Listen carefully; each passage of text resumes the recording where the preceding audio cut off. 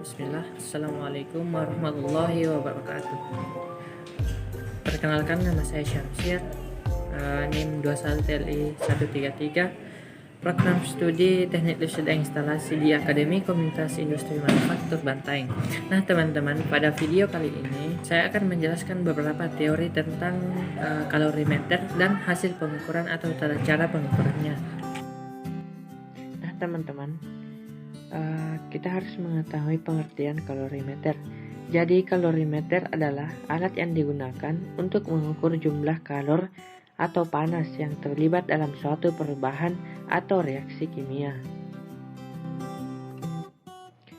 Nah, selanjutnya kita masuk ke pengukuran menggunakan kalorimeter. Jadi alat dan bahan yang digunakan pada praktikum penggunaan kalorimeter ini, yang pertama, kalorimeter lengkap dengan pengaduk. Bahan yang kedua atau alat yang kedua, termometer batang. Yang ketiga, gelas ukur 100 ml. Yang keempat, pemanas bunsen. Yang kelima, bejana pemanas. Dan yang terakhir adalah air. Setelah mempersiapkan alat dan bahan, kita memasuki prosedur percobaan. Langkah pertama yaitu siapkan alat dan bahan, kemudian susunlah alat percobaan. Kemudian yang kedua, panaskan air sebanyak 50 ml dengan menggunakan pemanas bunsen yang tersedia. Langkah ketiga, masukkan air dingin sekitar 50 gram, di mana 1 gram itu setara dengan 1 ml ke dalam kalorimeter.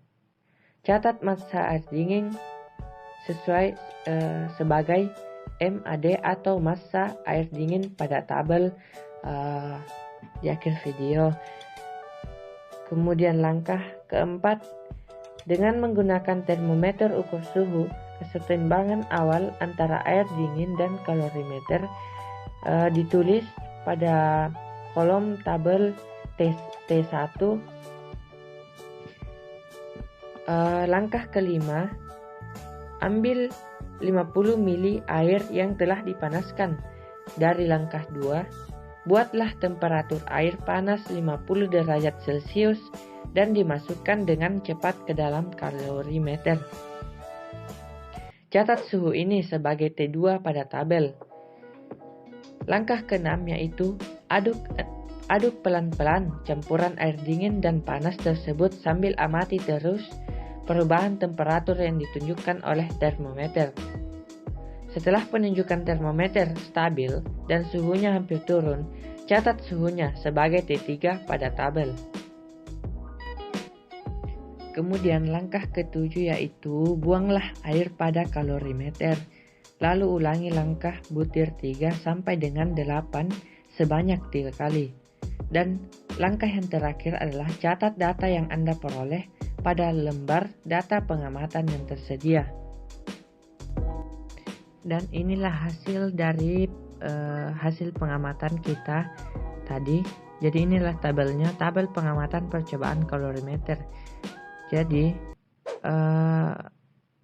massa air dingin dan massa air panas ini sama-sama 50 gram.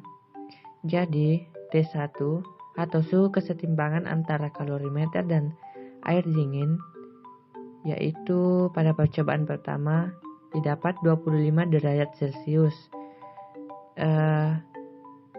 dan pada percobaan kedua 27 derajat Celcius, dan percobaan ketiga 24 derajat Celcius.